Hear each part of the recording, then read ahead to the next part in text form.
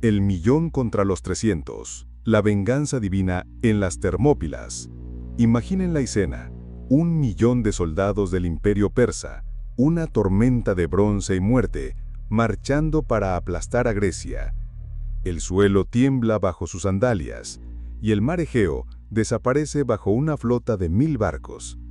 Y allí, en el estrecho y ardiente paso de las Termópilas, 300 guerreros espartanos, liderados por su rey, Leónidas, se preparan para escribir la página más desafiante de la historia humana.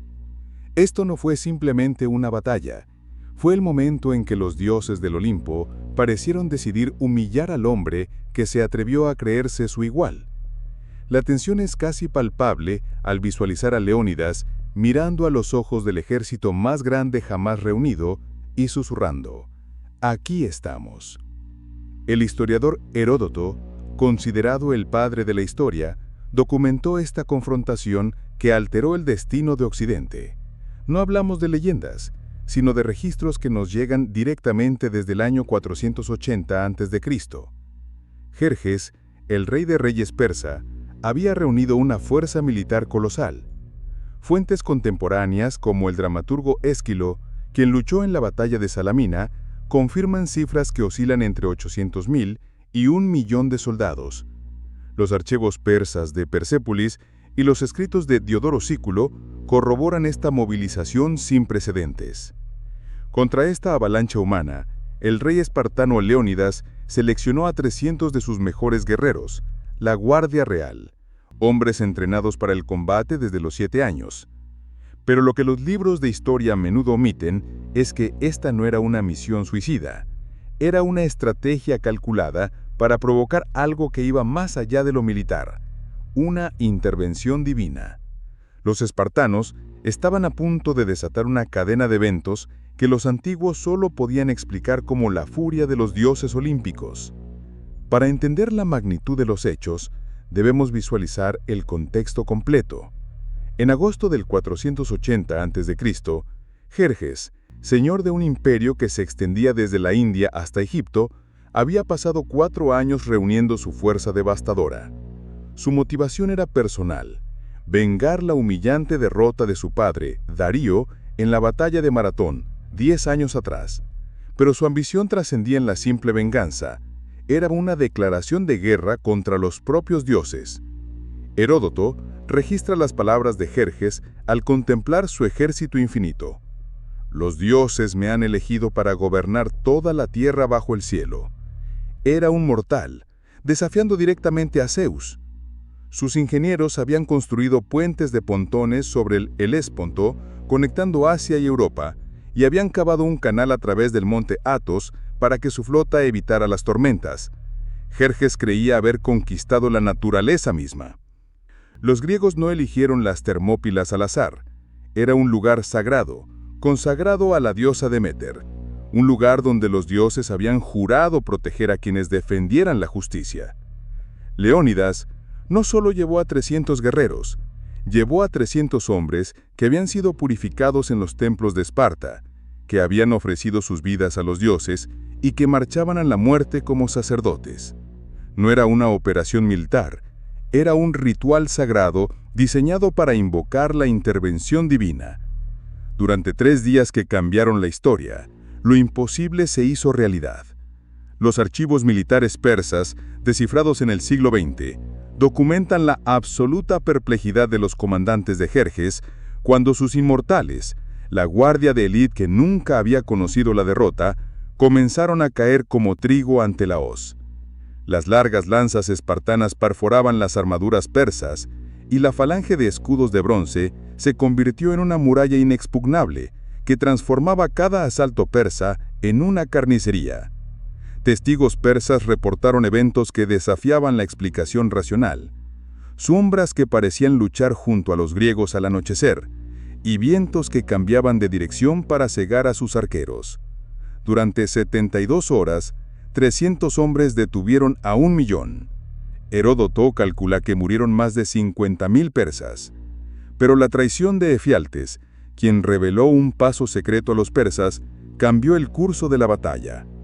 Al amanecer del tercer día, rodeado, Leónidas envió a sus aliados a retirarse, y se quedó con sus 300 espartanos para cumplir su pacto sagrado.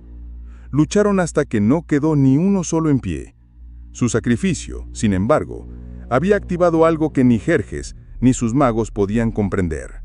Los dioses habían escuchado y su respuesta sería terrible. Un mes después, mientras Jerjes saboreaba una victoria pírrica quemando una Atenas evacuada, los dioses preparaban la trampa. Temístocles, el estratega ateniense, concibió un plan audaz: atraer a toda la flota persa al estrecho de Salamina, donde su superioridad numérica se convertiría en una desventaja mortal. Mediante un engaño, convenció a Jerjes de que la flota griega estaba dividida y planeaba huir. La arrogancia de Jerjes lo cegó y mordió el anzuelo. Sentado en su trono dorado en las colinas de Salamina, el rey persa esperaba presenciar la aniquilación final de Grecia. Pero al amanecer, cuando su enorme flota entró en el estrecho como corderos al matadero, ocurrió lo imposible. Ésquilo describe vientos que surgieron de la nada, impulsando los trirremes griegos a velocidades sobrenaturales. Plutarco registra apariciones de los héroes míticos Áyax y Telamón luchando junto a los marineros atenienses.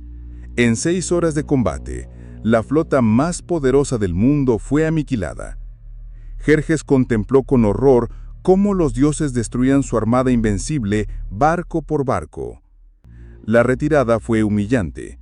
El emperador, que había llegado con 1 millón de soldados, huyó con apenas una fracción de su ejército, aterrorizado.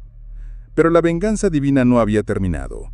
Un año después, en la batalla de Platea, los dioses asestaron el golpe final. Mardonio, el primo del rey, había quedado al mando de las fuerzas persas restantes. El 27 de agosto del 479 a.C., su ejército se enfrentó a una fuerza griega liderada por Pausanias, sobrino de Leónidas. Plutarco documenta fenómenos inexplicables: águilas volando en formación sobre las falanges griegas y rayos de sol que cegaban selectivamente a los persas. Mardonio fue aplastado por una piedra lanzada por un espartano, un acto que los testigos describieron como el arma de Zeus guiando la venganza.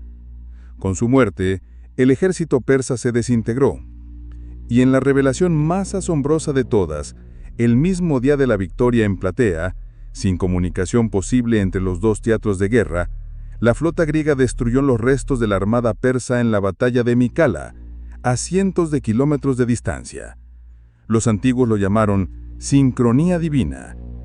Jerjes, que había huido a Sardes, recibió la noticia de que, en un solo día, había perdido su ejército y su flota. Por completo, el hombre que se creía un dios regresó a Persa como un mortal quebrado. Años después, en el 465 a.C., fue ejecutado en su propio palacio por el comandante de su guardia. La venganza divina estaba completa. El legado de esos 300 héroes es eterno. Las Termópilas se convirtieron en el símbolo de que la libertad vale más que la vida. Historiadores modernos argumentan que esta resistencia salvó a la civilización occidental. Sin ella, no habría existido la democracia ateniense, la filosofía de Platón y Aristóteles, ni el Renacimiento que dio forma al mundo moderno. El sacrificio de los espartanos enseñó al mundo que la verdadera victoria no se mide en números, sino en la voluntad de morir por algo más grande que uno mismo. No murieron en las Termópilas, se volvieron inmortales.